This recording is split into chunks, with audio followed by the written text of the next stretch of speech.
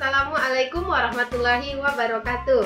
Halo anak-anak ibu semua, bagaimana kabar kalian? Mudah-mudahan kalian di sana beserta keluarga dalam keadaan sehat walafiat. Jumpa lagi dengan Ibu Devi Ernawati Panggabean dalam bidang studi biologi. Nah, jika pada video sebelumnya kita sudah membahas tentang struktur dan fungsi jaringan pada tumbuhan, maka di video kita kali ini kita akan membahas tentang teknologi yang terinspirasi oleh struktur dan fungsi jaringan tumbuhan tersebut. Nah, kira-kira teknologi yang bagaimanakah yang dimasukkan dalam topik kita kali ini? Ya, teknologi tersebut adalah teknologi yang dimulai dari tingkat rendah, teknologi sederhana, sampai teknologi yang menggunakan alat-alat canggih. Nah, anak-anak ibu, coba deh kalian perhatikan benda yang ada di belakang ibu ini sekarang. Nah, pasti semua kalian sudah tahu dengan benda ini.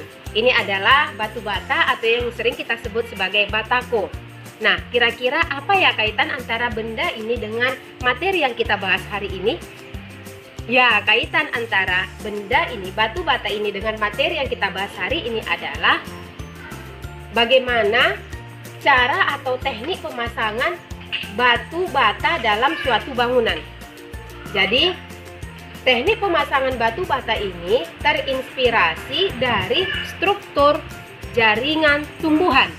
Nah, kira-kira struktur tumbuhan yang manakah yang ditiru oleh manusia dalam pemasangan batu bata ini? Ya, jadi teknik pemasangan batu bata ini terilhami atau terinspirasi dari struktur sel epidermis tumbuhan. Seperti yang kita ketahui, sel epidermis pada tumbuhan itu memiliki susunan yang rapat, tidak berongga, dan teratur. Tujuannya adalah untuk melindungi jaringan yang ada di dalamnya. Nah, demikian juga dengan teknik pemasangan batu bata ini. Batu bata disusun rapi, rapat, tidak ada rongga, dan teratur. Tujuannya adalah agar suatu bangunan tersebut tampak kokoh untuk melindungi benda-benda yang ada di dalamnya. Nah, jadi itulah kaitan atau salah satu contoh teknologi yang terinspirasi dari struktur tumbuhan, yaitu dalam hal teknik pemasangan batu bata. Nah, apalagi sih Bu teknologi yang terinspirasi dari struktur jaringan tumbuhan? Nah, agar kamu lebih memahaminya, simak video Ibu berikut ini, oke? Baiklah anak-anak ibu semua, adapun tujuan kalian mempelajari materi ini adalah agar anak-anak ibu mengetahui jenis-jenis teknologi yang telah diciptakan manusia yang terinspirasi dari struktur dan fungsi jaringan pada tumbuhan. Nah, apa sajakah teknologi yang terinspirasi dari struktur dan jaringan pada tumbuhan ini? Nah, yang pertama adalah teknik pemasangan batu bata. Gambar di sebelah kanan adalah susunan dari batu bata pada sebuah bangunan, sedangkan gambar di sebelah kiri adalah susunan dari sel-sel epidermis pada tumbuhan. Nah, seperti pada penjelasan ibu sebelumnya bahwa teknik pemasangan batu bata di bangunan ini terinspirasi dari susunan sel-sel yang ada pada jaringan epidermis pada tumbuhan. Jadi, susunan sel epidermis pada tumbuhan ini berseling dan rapat, sehingga inilah yang menjadi inspirasi dari suatu susunan batu bata yang ada pada sebuah bangunan. Batu bata pada sebuah bangunan disusun berseling, rapat, dan hanya satu lapis. Ini bertujuan agar bangunan tersebut tampak lebih kokoh. Nah, apalagi ya teknologi yang telah diciptakan manusia yang ternyata terinspirasi dari struktur dan fungsi jaringan pada tumbuhan. Nah, berikutnya adalah teknik fondasi cakar ayam. Nah, teknik fondasi cakar ayam ini pertama kali ditemukan oleh Profesor Sodijatmo pada tahun 1961. Teknik fondasi cakar ayam ini terinspirasi dari bentuk akar pohon kelapa yang banyak hidup di daerah pantai. Nah, struktur akar pohon kelapa ini ternyata cukup kuat menopang batang dan daunnya yang tertiup angin walaupun berada di tanah yang labil atau tanah berpasir dan tanah pantai. Nah, karena itulah Profesor Sodijatmo berpikiran untuk membuat sebuah bangunan yang fondasinya itu terinspirasi dari akar pohon kelapa.